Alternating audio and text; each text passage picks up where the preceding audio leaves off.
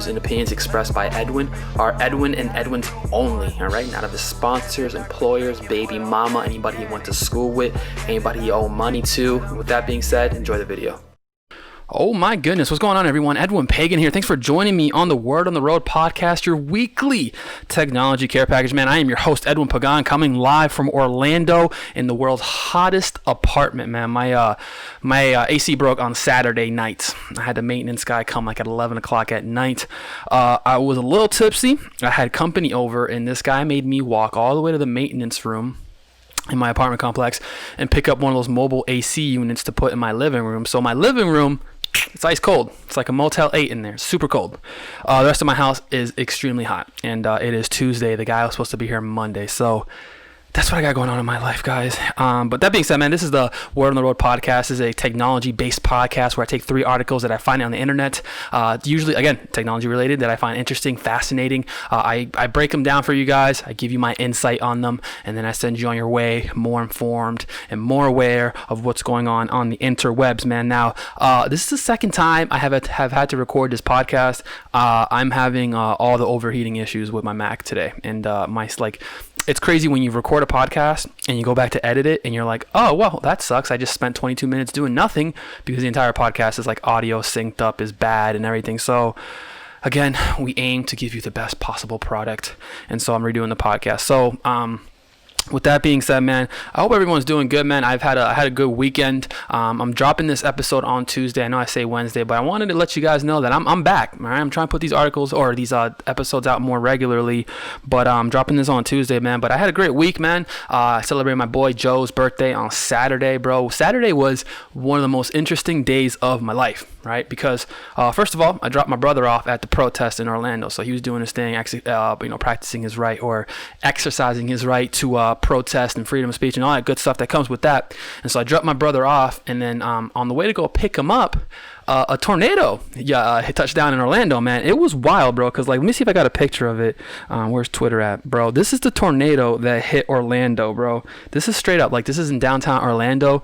This is pretty gnarly. I have never seen this before in the real world. So true story, because when I was just telling my girl about this, my fiance, I had like a deja vu moment when I saw that video, because I had a dream about this like a year ago. I remember, because I used to work on like the 31st floor of one of those buildings, and I remember I had a dream that I saw 3 tornadoes, that same angle, so that same angle you're seeing, I had a dream that I saw 3 tornadoes like that. And then on the way to pick up my brother, right? I pick him up, and on the way home, we start hearing like tornado alerts on our phone, and we're like, that's nothing, bro. There ain't no real tornadoes going on. And then the radio is like, seek shelter. There's a tornado coming. There's a tornado coming. We don't believe it. And then one of my homeboys hits me up and sends me to Twitter that picture we just saw, that video. And it was a tornado in downtown Orlando. And literally, it was like minutes after I picked up my brother. So I think my brother was a little happy that I picked him up. But man, it's a crazy time to be alive right now. It's crazy what's going on in Orlando. As far as not crazy, I think the media is hyping up the protests to be way worse than they really are. There's a lot of really good people in Orlando. A lot of just peaceful protesting going on. I have not heard of any looting going on or just like violence or anything like that. So I'm glad to see that the city's doing well, man, and people are just out there just exercising their right to protest, man. So shout out to those people, man. And what else did I have happen this weekend outside of my AC breaking? That's it, man. So with that being said, man, let's jump right into the articles that we got for you today. I think we got some pretty interesting articles lined up for you. And I keep looking at the camera right now, but it's because I'm trying to see if my lips are out of sync, because that's literally what happened in my last episode. But with that being said, man, the articles that we discussed on the podcast today will be available on the description below. So if you're watching on YouTube, it's in the description below. And if you're listening on Apple Podcasts, whatever podcast application you're listening on, you can find the links for these articles on there. So with that being said, first article is coming from the fine folks. Let me see what article this is. Yeah, from the fine folks at wired.com, which is schools turn to surveillance tech to prevent the spread of COVID-19, man. So administrators hope tracking beacons will identify where students congregate and who should be isolated if someone contacts someone with the coronavirus, man. So what's really concerning and what I found weird about this article is that obviously coronavirus is a thing. It's real. It's realistic. It's happening, right? And so I think we're in an interesting point right now where we're pivoting, right? Where we're really, there's this cultural pivot that's happening, very similar to what we saw when 9/11 happened. You know, I remember how before 9/11 happened, how the airports were, and how like going into huge public places were, and how it was after, with security, with dogs, with metal detectors, with everything. Everything drastically changed. A lot of companies, came out of nowhere and created technology to prevent, anti-terror and all this other stuff. So with this coronavirus, we're seeing a lot of companies come out now with technologies to help prevent the spread of corona. And obviously, kids have to go back to school. Things have to get back to normal. And I think like with what these schools are trying to do, which is like implement tracking beacons on the students, because obviously you could easily track someone with a cell phone, but they don't want students at the school with cell phones, right? So outside of the measurement that they're using to do body temperature checks, where they put a thermometer to your head and see if you're running a fever. What they're also talking about doing is having little tracking beacons on the student's, backpack or whatever. And this little beacon will allow the administrators to see where the students are at all times during the school. If that student happens to get infected with a virus or whatever, they can see who that student came in contact with. And so it's definitely smart technology. I find it weird that they're not using something like facial recognition to kind of see where the students are in the school. Obviously, that might be more expensive than actual beacons. I'm not 100% sure how the technology is going to be implemented, but I definitely have privacy concerns with this. And I say this a lot, but I'm not a huge fan of administrators of schools knowing what students are doing at all times. I understand in the perfect world, it's a great way to keep track of your students, but there's always the people who are going to use this to abuse, they're going to abuse this power. And that's what I see happening if the schools start implementing this with students. But obviously, in my personal opinion, I think that if you just do temperature checks with students, and with the same cameras that they have at the school, you can see where that kid went at all times. I think it should be pretty easy to find out who that kid came in contact with. I think it's a little crazy that they want to know down to the minute where this kid has been at all times, and it's one of those things where it's like people need privacy. When people feel like they're being followed at all times or being monitored at all times, it causes this type of anxiety that people don't really understand. Like it causes this type of anxiety that's just like no one wants that. Like, as someone who worked as an IT administrator, one of the things that people always ask me, are you watching me while I'm on my computer? I'm like, no, we have better things to do. You know what I'm saying? Like, and they would put pieces of tape on their camera because they're like, are you watching us while we're on our computer? It's like, no, bro, we have way better things to do than to watch you pick your nose and work on your computer. Like, that's not how we work. But that feeling and that anxiety is still in the back of someone's head. And with these technologies, they're creating that anxiety with students. And so, there has to be a balance that's going to happen. What my fear is, again, is that like we're going to pivot the same way we pivoted after 9/11, where we implemented drastic measures to prevent terrorism that overall it didn't really do that much to prevent terrorism, because you know what I'm saying? Like TSA was impossible to get through. It would take hours, and now it's like not as crazy to get through TSA, but because we've kind of leaned off of it. But I think that with this whole COVID thing, because it's an invisible threat, that we're going to create these drastic measures. And the other concern I have is like, who's going to be able to afford this type of technology that you need to be able to track students in real time, right? Who's paying for that? Is it going to be implemented in all schools? What about the poor schools? What about the rich schools? Like it's one of those things where like they have to come up with a way to, in my opinion, utilize existing infrastructure to solve the solution, man. Like I kind of see something like what Amazon did with the cashierless stores. I see something like that being implemented in schools where they can track students in real time and get body temperature and I don't know. Listen, I'm not 100% sure how they can fix this, but I definitely see the market for anti-COVID-19 prevention technologies.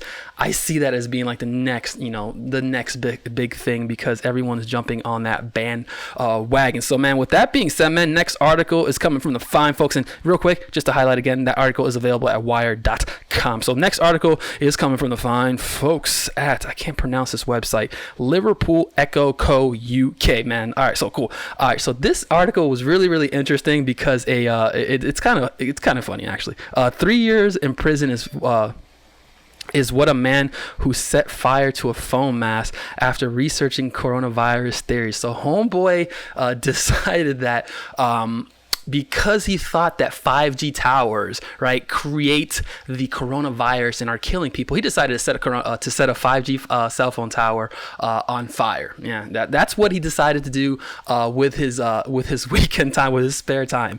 I thought this article was really interesting, man. It was the guy is Michael Whitty, 47, carried out an arson attack inside the equipment box of a telecommunications mast-owned Vodafone tower, et cetera, et cetera, et cetera. They said that the network was down for it took like 10 or 11 days to get it back up and running, and causing a total damage of between $10,000 and $15,000 or 15,000 euros to get this situation fixed, man. I'm not going to go too much in detail about the risks of 5G and all that stuff, because I've covered that before.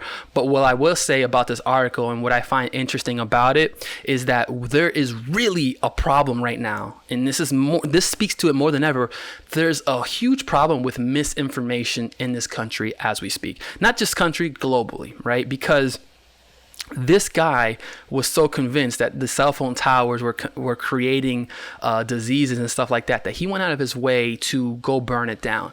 And at the same respect, he was able to find enough articles to support his theory to go do that. And in a sense, it's like, what are we doing to battle misinformation, right? This is misinformation because it's not confirmed that it's 100% safe, but it's definitely not verified that, these things will create cancer. It hasn't. And so for someone to go out of their way to go burn one down, now he's going to do 3 years in prison because of an article that he read on the internet. There's something going on there. And a lot of the times, like, my opinion on this has changed, because I feel like we're all adults. We shouldn't be believing everything we see on the internet. But in the same respect, this guy believes everything he saw on the internet. So at a certain point, there has to be some accountability for the outlets that are presenting this information to this guy and telling him, hey, yeah, this is an accurate story, and aren't able to properly tell this guy, hey man, this isn't real, or this article is satire or whatever. Because had he had enough articles presented to him that said, hey, this is safe technology, maybe he would have not carried out this crime. But now he's looking at 3 years in prison based on an article that he read. You know what I'm saying? And the fake news stuff is real. I'm starting to realize that, like, yeah, there's a huge population of people who totally believe misinformation, who believe articles that are not true. I'm seeing that right now in Orlando, particularly with the protests that are going on downtown, where for the first couple days of these protests going on, they were dying to compare us, Orlando, to the other protests going on around the country and around the world, where people were looting and people were flipping cars over, etc. They wanted to pretty much paint Orlando in that picture, and what we clearly saw was that wasn't happening in Orlando, but people were trying to paint that narrative. And people who aren't from the area, people who don't go to the area, are pretty much saying, oh yeah, they're protesting and loitering over there and rioting and this and that. It's like, no, they're not, buddy. But if you look for that, you're going to find that, right? If you look for articles that say that's happening, if you look hard enough, you will find that information. And I think when you start spreading that information through social networks, at a certain point, the social networks themselves have to take some type of accountability for being able to filter that information, tell people, hey, this is satire or whatever, fact check it. And obviously they cannot check everything, but at a certain point, things that are being researched this much, these type of conspiracy theories, these companies need to take some type of action where, in my opinion, like, they're able to limit the information being spread. So it's a very interesting article. Definitely not an interesting article. I thought it was pretty funny, to say the least, that someone decided to do this. But with that being said, check that article out. But last but not least, man, and before we jump into this article, all right, I just want to say that In my previous last episode, I did not want to get political. I didn't want to talk about some of the stuff that was going on.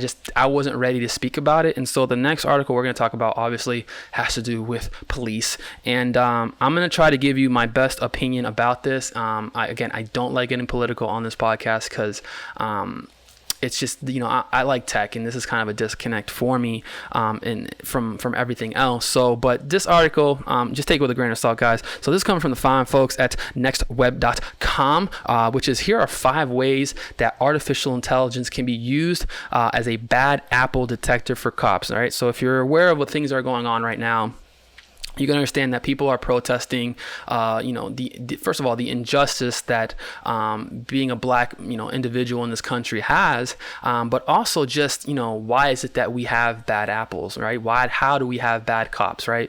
And because in my opinion, 99.9% of cops are bad. You know what I'm saying? I'm sorry, 99.9% of cops are good. They have a job to do. And I have a part of me realizes like that is just a job. And I think it's a shitty job. And part of my language, but I think it's a shitty job. I think it's one of the hardest jobs to have. I think it's one of the it's one of the jobs that like requires you to have so much self-restraint that it's not even funny. People are constantly lying to you. Nobody likes you. No one appreciates what you do. And so it's a difficult job to do. You know what I'm saying? But I think most people do it to their best of their ability, but every agency has their bad apples, man. And like any organization, right? And so in this article, they kind of talk about some of the ways that artificial intelligence and technology in general could help resolve some of these issues, man. So some of the things they were talking about were things like chatbots, right? So these are basically like, almost like the ability for an officer to have a separate line of communication through their ear that can provide them information about a suspect, etc., right? But another thing they were talking about that I thought was very interesting was artificial intelligence-based background evaluations, man. And this type of technology, right, is basically not using so much psychoanalysis as using, pattern-based recognition, right? So using a formula that can be applied to officers' behaviors and data that they gathered on that officer, right? And then kind of building a pattern of like prediction, like is this officer gonna, commit a crime or act, in a bad way. And that right there actually just scares me just a tiny bit, because what we're saying is that like we're going to design an algorithm that is able to weed out bad cops, a mathematical equation. And it's almost like, well, how accurate is that equation, right? And I started thinking about things like the movie Minority Report, where in that movie, if you haven't seen it, it's a great movie. Tom Cruise, I think the movie came out like in 2004, 2005, something like that. Maybe even prior to that. But in the movie, they have technology where they can predict if you're going to commit a crime in the future and then arrest you in the present on a crime you haven't even committed. So you didn't commit it, but we're still going to charge you. And so if we create these algorithms that say, hey, based on this formula, this cop is more likely to commit a crime, how fair is that, right? And, I think that it's hard enough to find people who are qualified to become cops. And so we shouldn't be creating technology that quickly dismisses people from becoming police officers, right? And so, with that artificial intelligence-based, formula that can weed people out, it's a little scary. And then another thing they were talking about in this article was, social media monitoring, right? Where, utilizing several AI models to monitor social media, the dark web, and officer counseling logs for white supremacist activity, man. And this goes back to the point I had prior, which was like, I understand that police officers are human beings. Like there's more to that person than the badge, man. They're a human being. And so like any other human being, they have the right to privacy. And so I think now they're trying to implement technology that monitors every aspect of this police officer's life. And we're talking about his social media, his counseling logs, his cell phone records. Everything is constantly being evaluated. And in this article, they kind of talk about is like having a centralized database, right? So a centralized database of all these officers' personal information, And think about that, and think about the fact that a lot of these guys aren't making that much money. So you're giving up so much of your life, so much privacy of your life in order to, prevent this type of, prevent bad apples from being made, right? And so I think, again, that there has to be some type of balance that has to be found.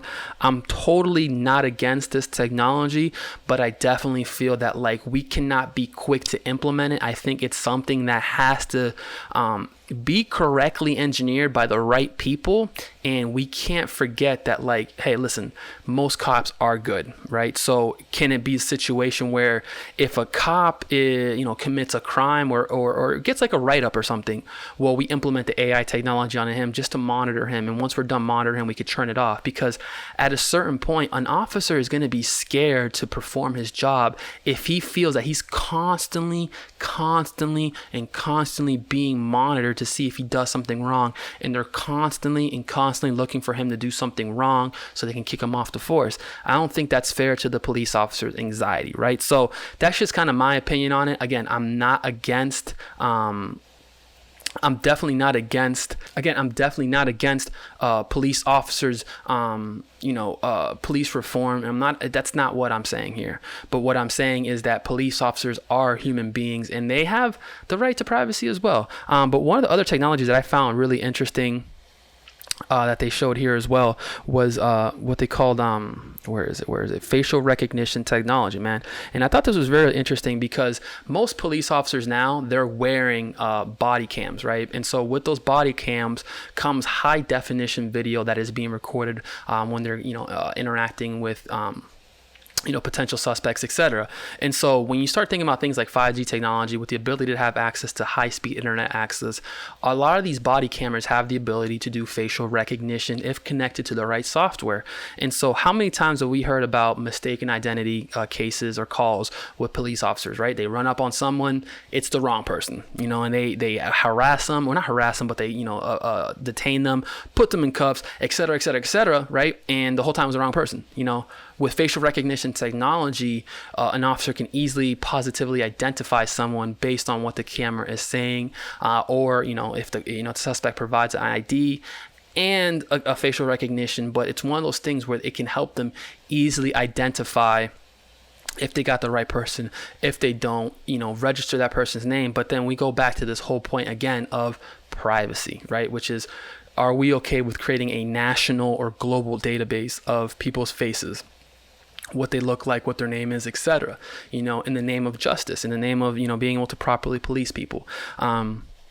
Because they definitely have recognition technology out there for license plate scanners, where they can easily detect someone's license based on a camera. Using a camera, they can see what cars on the road have dirty tags or clean tags, and they're able to do it much faster than they can do with their by typing the license plate in, because of the fact that it's using AI or whatever. So I definitely suggest check out this article. There is a lot of people out there who have a lot of interesting information on some of the next generation technologies being used by police officers to better perform their jobs. But again, I feel that like there needs to be a balance where the officer has privacy. We as the people and the citizens have privacy as well, and our privacy isn't violated in the name of justice, man. But with that being said, guys, wow, okay, the computer didn't crash, everything's good. All right, perfect. So with that being said, guys, these are the articles for today's podcast, man. I appreciate everybody taking the time to listen to the podcast, man. Again, all the articles that we discussed are available in the description below. Feel free to comment, leave, share, etc. I might be dropping another episode this week. Who knows? We'll see how the news cycle looks like. But with that being said, guys, my name is Edwin Pagan. I appreciate y'all taking the time to listen to the podcast. And until next time, guys, take care, stay safe, wear a mask.